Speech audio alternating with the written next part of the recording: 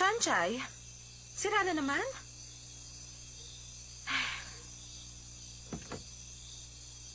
Kailan mo ba papalitan ang bulok ng sasakyan?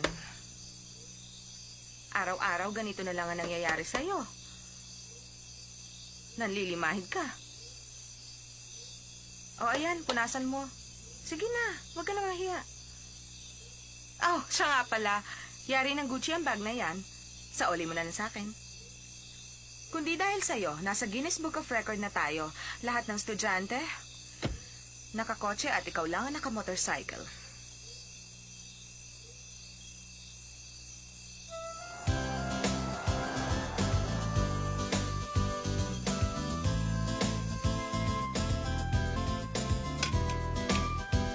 Shanchay! Kumusta? Mabuti naman po, Uncle. Ano?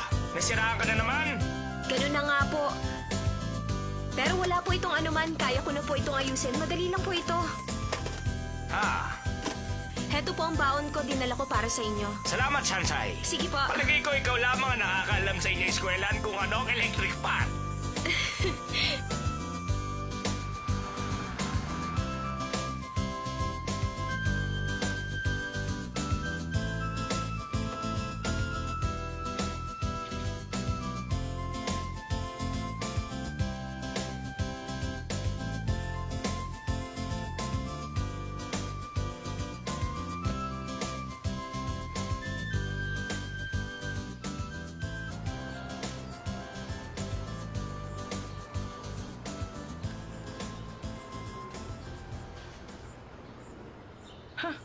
Ano naman kaya maganda sa bag niya?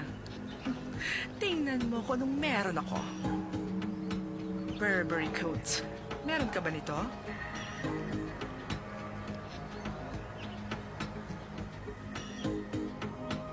Bihira lang ang merong diamond necklace na ganito. Ano? May masasabi ka pa?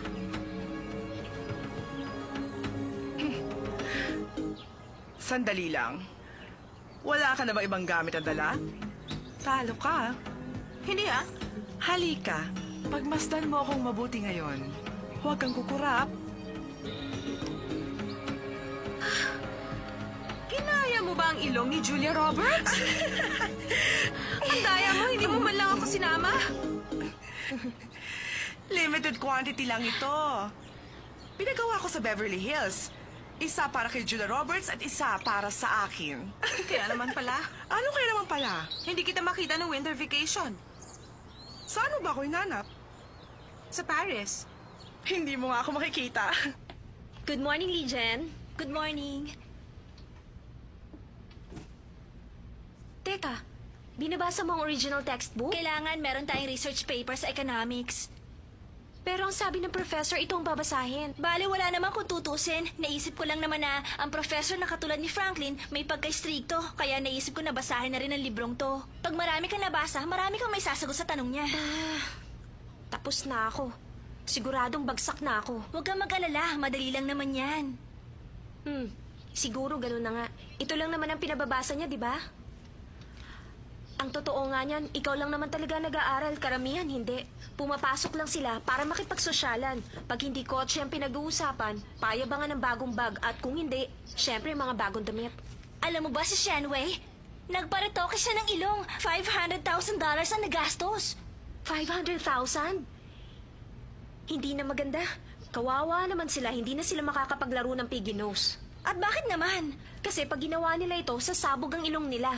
Shansay, hindi naman siguro. Kung ayaw mong maniwala, bahala ka. Magparetoke ka rin ng ilong.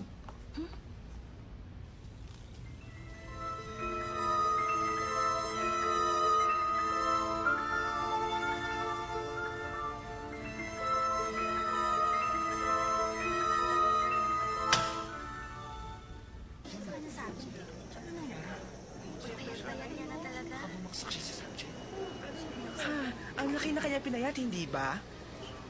1 linggo lang yun. Ang balita ko, titigil na. Kung ako naman sa kanya, hindi na ako magpapakita dito. Iiwan ko na lang ang mga gamit ko. Oo nga, talagang nakakahiya. Tingnan mo, hindi siya makaharap sa tao. Lapitan mo kaya't kausapin siya? Naku, hindi na lang. Malay natin kung may kinalaman ng effort sa kanya.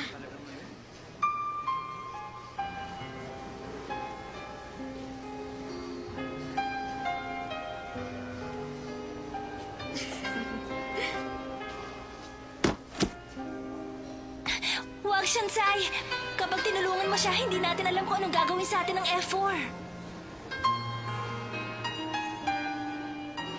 Pero, alam mo naman na nakabangga ni Ash yung F4 noong nakaraang linggo, kaya napilitan siyang tumigil sa pag-aaral. Gaano ba kagaling ang F4? Sa palagay niyo ba, takot ang lahat ng tao sa inyo?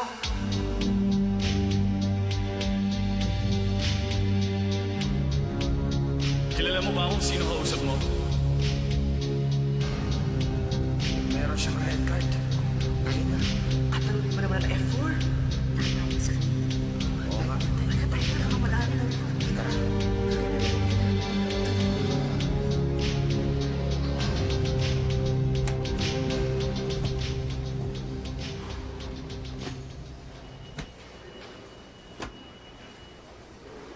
Bakit na naman?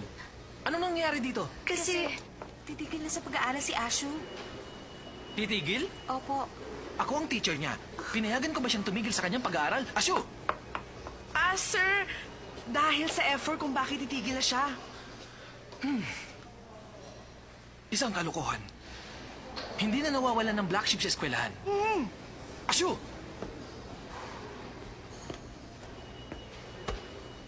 Asyo! Sana magpakabait ka na. Pagkatapos nito, dapat matino ka na. Sige. Ingat. Pasok na! Pasok na!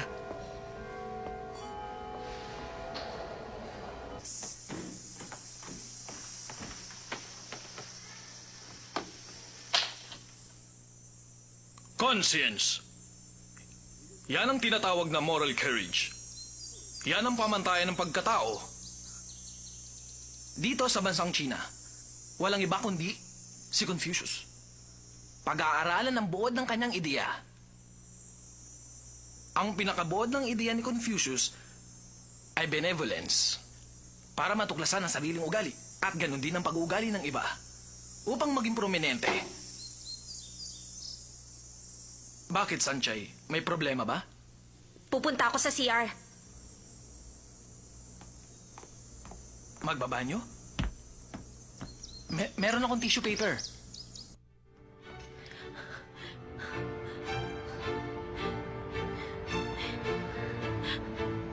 Anong klaseng teacher meron ng eskwelahang ito?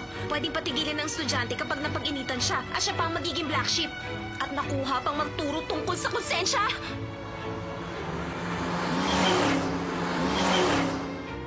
Isang malaking kalokohan ang lahat ng ito. Wala nang matino sa kolehiyong ito, walang paninindigan. Mga takot at walang pakialam. Lalo na ang grupo ng F4 na yan, silang mga morons! PE4! Pang-aabuso sa karapatan at pang-aapi sa kapwa. Kayo nga ang mga mayayaman na nagpapatakbo ng eskwelahan, ano ngayon?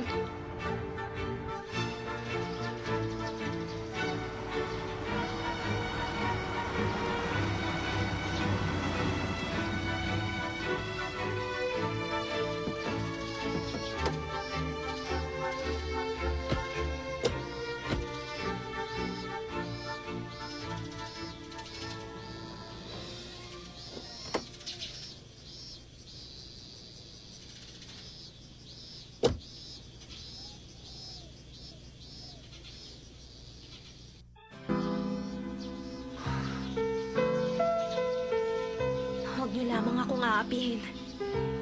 Hindi ko kayo urungan.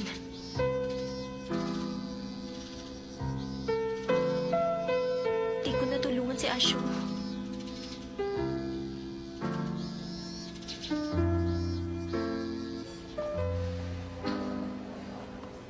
Shansai, may assignment ka na ba sa stat para ngayong hapon? Hindi ako kumuha ng stats sa SEM na ito.